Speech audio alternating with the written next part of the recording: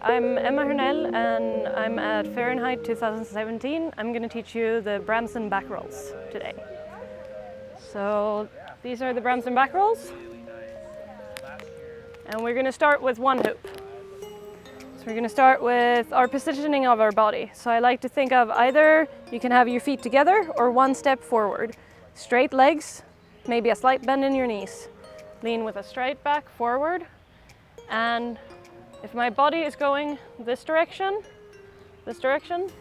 my hoop will go on an angle. So it's not following my back, but going on an angle. My thumb comes up towards my collarbone and I release. My hand waits down here to catch. And I try to be still in my body. Throw, roll, throw, roll. And you want to find a place somewhere here where you're comfortable with rolling it to catch it. So we want to avoid going down our butt, but instead onto our side.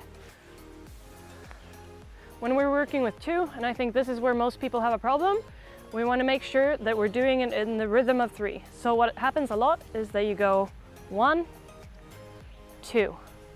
We want to do it with a rhythm of 3 instead. So we go 1, 2, 3. 1, 2, 3. 1, 2, 3.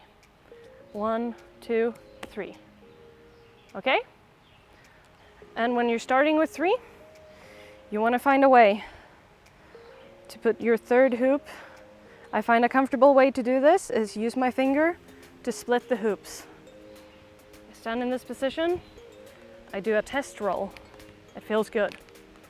I go 1, 2, 3, stop. And as you get more comfortable, you can go for longer.